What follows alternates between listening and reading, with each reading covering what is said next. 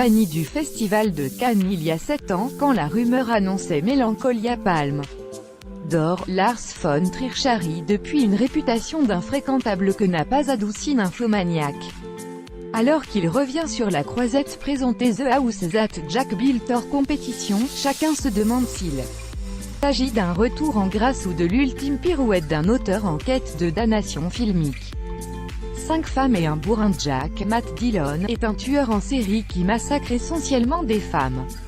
Alors qu'il entame un curieux voyage sous le patronage de Verge, il présente son œuvre et les principes régissant sa vie à travers 5 incidents, et autant de bains de sang. Ce qui frappe initialement durant la première heure de The House That Jack Built, c'est un insondable sentiment de vide. Malgré sa structure très appuyée, son recours à une iconographie variée, les dialogues introspectifs scandant les chapitres, et la sauvagerie déployée par son héros négatif, le métrage a des airs de néant organisé. Mais qu'on ne s'y trompe pas, ce grand rien n'est pas tant le fruit d'un raté de Lars von Trier que l'expression de son projet. Jusqu'à présent, ces héros s'étaient toujours confrontés à un monde hostile, déshumanisé. L'auteur se propose ici de pousser plus loin le paradigme et de faire de cette force impavide le protagoniste du récit. Jack incarne cette contre-puissance absolue, Dillon s'y transfigure, tandis que von Trier opte pour un filmage bien plus raisonné qu'à l'accoutumée. Il laisse, dans un premier temps, les délires stylistiques qu'il expérimente depuis Antichrist pour explorer une mise en scène nettement plus brute et organique.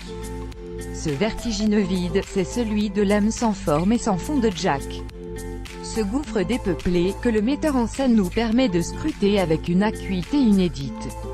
Noël ma mère, si The House That Jack Built n'était qu'un catalogue glacial du vide, il se transformerait rapidement en pure expérience déceptive. Mais le cinéaste a plus d'une corde à son arc, et sait régulièrement s'embarquer sur le terrain risqué de la comédie noire. En effet, les outrances de Jack, son goût délirant pour la cruauté la plus totale, amènent la narration sur le terrain d'un rire hardcore, dont on ne sait trop s'il est là pour panser les blessures du spectateur ou les souligner. Cette dimension sardonique, qui évoque régulièrement cette arrivée près de chez vous, a d'autant plus d'impact que le film va bien au-delà de sa propension au choc. D'ailleurs, sa supposée ultra-violence a été grandement exagérée, et exception faite d'une séance de chirurgie improvisée sur Riley Keough, les cœurs bien accrochés ne trouveront pas là de quoi rendre leur petit déjeuner. Von Trier marie en effet son sujet meurtrier à une réflexion plus vaste sur l'art et la destination symbolique de ceux qui s'y adonnent. Empruntant jusque dans sa structure et son ADN à l'Énéide de Virgile, au Chant de Maldoror ou à l'Enfer de Dante. Le récit croît et gagne en ampleur séquence après séquence jusqu'à un final qu'on croirait conçu par Bosch et Sokurov. Lars von Troll. Et si Lars von Trier ne se prive pas de troller un peu ses contempteurs, on est frappé et bouleversé par le terrible portrait qu'il fait de lui-même. Comme Jack, il appartient à une noble vermine qui se repaît des humains pour mieux les amener jusqu'à la grâce. L'auteur dévoile ainsi un autoportrait volontiers roublard, mais qui ne laisse que peu de place à l'ambiguïté. Il se fait salaud, outre mégalomane que son refus des responsabilités et sa petitesse perdront. Ces multiples radicalités font de The House That Jack Built une œuvre extrêmement complexe, qui nécessitera plusieurs visionnages pour livrer tous ses secrets.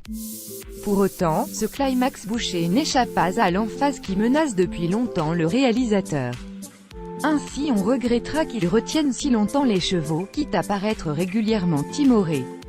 En effet, les incidents 2 et 3 paraissent presque ramollos en comparaison de ce qui précède et suit. Et pour le coup on comprend mal comment des segments aux airs de confession anti-rousseauiste peuvent cohabiter avec des blagounettes meurtrières un peu lourdingues. Bien sûr qu'en frustrant son spectateur, l'artiste ne s'amuse à lui dévoiler ses propres névroses et pulsions de mort. Complexe, passionnant et terrifiant, Lars von Trier se dévoile à travers un autoportrait implacable, qui souffre de quelques plaies ouvertes.